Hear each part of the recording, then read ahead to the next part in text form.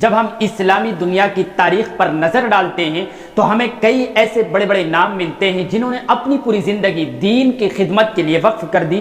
یہ وہ لوگ تھے جنہوں نے کئی کتابیں لکھی، ادارے قائم کیے، شاگرد اور اسٹوڈنٹس تیار کیے اور دین کا پیغام دنیا کے کونے کونے تک پہنچا دیا۔ ایسے ہی روشن ناموں میں ایک بڑا نام ہے مولانا فیصل احمد بھٹکلی ندوی صاحب حفظہ اللہ کا۔ یہ صرف عالم دین نہیں ہے بلکہ ایک استاذ، ایک رائٹر، ایک محقق اور ایک داعی ہے۔ اور سب سے اہم بات یہ ہے کہ ان کی شخصیت آج کے زمانے کے نوجوان کے لیے بھی بہت انسپائرنگ ہے۔ آج میں آپ کو ان کی پوری سوانح اور ان کی پوری بائیوگرافی آسان زبان میں اسٹیپ بائی اسٹیپ بتانے والا ہوں۔ تو سب سے پہلے یاد رکھیں کہ ہم ان کے شہر کی بات کریں گے۔ یاد رکھیں کہ مولانا فیصل احمد ندوی کا تعلق بھٹکل سے ہے۔ بھٹکل کرناٹک جنوبی ہند کا ایک ساحلی شہر ہے، لیکن یہ کوئی عام سا شہر نہیں ہے۔ یہ جگہ صدیوں سے علم اور دین کا مرکز رہ چکی ہے۔ یہاں قرآن کے حافظ، بڑے بڑے علماء اور اسلامی قائدین پیدا ہوتے رہے ہیں۔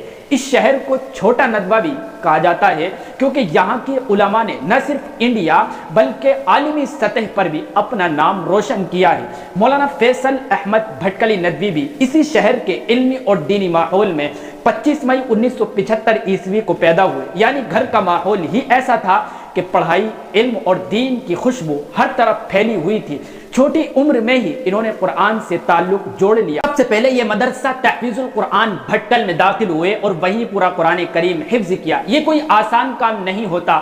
بچپن کی عمر میں کھیل کود کا دل چاہتا ہے، لیکن انہوں نے اپنے وقت کو قرآن یاد کرنے میں لگایا اور یہی ان کی دینی بنیاد کا پہلا پتھر تھا۔ اس کے بعد یہ جامعہ اسلامیہ بھٹکل میں داخل ہوئے۔ یہ بھٹکل کا ایک مشہور ادارہ ہے۔ یہاں انہوں نے عالمیت کی تعلیم حاصل کی۔ ان کی ذہانت، ان کی محنت اور لگن ایسی تھی کہ اساتذہ اور ٹیچرز نے شروع سے ہی انہیں خاص اسٹوڈنٹس میں شمار کرنا شروع کر دیا۔ آخر کار 1995 عیسوی میں انہوں نے عالمیت کی سند حاصل کی اور یہ ان کی زندگی کا پہلا بڑا سنگ میل تھا۔ عالمیت کے بعد ان کا دل چاہتا تھا کہ مزید پڑھیں اور بڑی علمی دنیا کو دیکھیں، اس لیے وہ گئے دارالعلوم ندوۃ العلماء لکھنؤ۔ اب یہاں بات سمجھنا ضروری ہے کہ ندوہ ایک مدرسہ نہیں، یہ ایک تحریک ہے اور ایک ایسا ادارہ ہے جس نے نئے اور پرانے تعلیم کو ملا کر علماء تیار کیے ہیں۔ یہ وہ جگہ ہے جہاں آپ کو قرآن اور حدیث بھی پڑھایا جاتا ہے اور دنیا کے نئے چیلنجز کے بارے میں بھی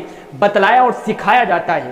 لہذا آپ نے یہاں 3 سال رہ کر تعلیم حاصل کی اور 1997 عیسوی میں فضیلت کی سند حاصل کی۔ یہی وہ وقت تھا جب ان کے اندر ایک محقق اور ایک شاندار رائٹر بننے کی صلاحیت پیدا ہو گئی۔ صرف دینی تعلیم ہی کافی نہیں تھی۔ مولانا نے یہ بات بہت جلد سمجھ لی تھی کہ آج کے زمانے میں عصری علوم بھی ضروری ہیں۔ لہذا اس لیے انہوں نے لکھنؤ یونیورسٹی میں ایڈمیشن لے لیا اور وہاں سے انہوں نے سن 2003 عیسوی میں ایم اے عربی زبان و ادب کمپلیٹ کر لیا۔ آپ رکے نہیں، وہیں سے آپ نے پی ایچ ڈی بھی کر ڈالی اور ان کا تحقیقی مقالہ تھا اعلام النوائت۔ یہ مقالہ اصل میں نوائتی علماء یعنی بھٹکل اور اس کے آس پاس کے علمی خاندان کی خدمات پر تھا۔ اس میں انہوں نے دکھایا کہ یہ خاندان کس طرح بر صغیر اور دنیا بھر میں علم اور دین کے لیے خدمات انجام دیتا چلا آ رہا ہے۔ یہ کام عربی زبان میں تھا اور اتنا معیاری تھا کہ اس نے انٹرنیشنل یعنی عالمی سطح پر بھی شہرت حاصل کی۔ پی ایچ ڈی کے بعد یہ ندوے میں پڑھانے لگے اور وہاں سے جڑ گئے۔ لہذا آپ نے یہاں تفسیر اور حدیث پڑھانا شروع کر دیا۔ ان کا پڑھانے کا انداز بالکل الگ ہے۔ یہ مشکل باتوں کو بھی آسان زبان میں سمجھانے کا ہنر رکھتے ہیں۔ یہ صرف کتابیں ختم نہیں کراتے، کمپلیٹ نہیں کراتے، بلکہ اسٹوڈنٹ کو، سامنے والے کو سمجھنے، سوچنے، تحقیق کرنے اور سوال کرنے کی عادت ڈالتے ہیں۔ یہ اسٹوڈنٹس کو یہ بھی بتاتے ہیں کہ قرآن و سنت صرف کتابوں میں نہیں ہے بلکہ ہماری روزمرہ زندگی میں کیسے زندہ ہو سکتے ہیں۔ اس لیے ان کے شاگرد آج پوری دنیا میں دین کی خدمت کر رہے ہیں۔ اب آتے ہیں ان کی سب سے بڑے کارنامے کی طرف، کتابیں لکھنا۔ مولانا فیصل احمد ندوی بھٹکلی نے اردو اور عربی دونوں زبانوں میں بے شمار کتابیں لکھ ڈالی ہیں۔ ان کی تحریریں نہ صرف عام لوگوں کے لیے آسان ہیں بلکہ علمی سطح پر بھی حوالہ سمجھا جاتی ہیں۔ عربی میں انہوں نے کتاب لکھی الآثار البینات فی فضائل الآیات، قرآن کی آیتوں کی فضیلتوں پر یہ کتاب ہے۔ السلطان ٹیپو الشہید، سلطان ٹیپو کی زندگی اور ان کی کوششوں پر الحدیث والمحدثون فی الہند، انڈیا میں علم حدیث کی تاریخ پر یہ کتاب ہے۔ محمد نبی الرحمہ، نبی علیہ الصلوۃ والسلام کی رحمت پر اردو میں انہوں نے کتاب لکھی۔ تحریک آزادی میں علماء کا کردار، آزادی کی جد و جہد میں علماء کی قربانیاں، تفسیر اور اصول تفسیر، علم تفسیر کا تعارف، بچوں کے احکام اور مسائل، بچوں کے مسائل پر مکمل رہنمائی، مجالس حسنہ، خطبات اور واعظ کا مجموعہ، مسئلہ فلسطین، عیسائی یہودی اتحاد، فلسطین کے مسئلے پر تجزیہ۔ یہ صرف چند مثالیں اور چند کتابیں ہیں، حقیقت میں ان کی درجنوں کتابیں ہیں۔ مولانا نے دنیا کا سفر بھی کیا اور اپنے سفر نامے بھی لکھے ہیں، جیسے شام کا سفر، چین کا سفر اور ترکی کا سفر۔ یہ سفر نامے صرف سیاحت نہیں بلکہ ایک عالم کی دیکھی آنکھ سے دیکھی گئی دنیا ہے۔ ان میں تاریخ، ہسٹری اور دین، ثقافت سب کچھ ملتا ہے۔ مولانا صرف کمرے میں بیٹھ کر کتابیں لکھنے والے عالم نہیں ہیں بلکہ وہ میدان میں اترے اور دعوتی کام بھی کیا۔ انڈیا کے کئی شہروں میں لیکچرز دے چکے ہیں، دوسرے ملکوں کا بھی سفر کیا، عام لوگوں کو دین سے جوڑنے کی کوشش کی، معاشرتی مسائل پر بھی لکھا ہے اور اس ٹاپک پر بولا بھی ہے۔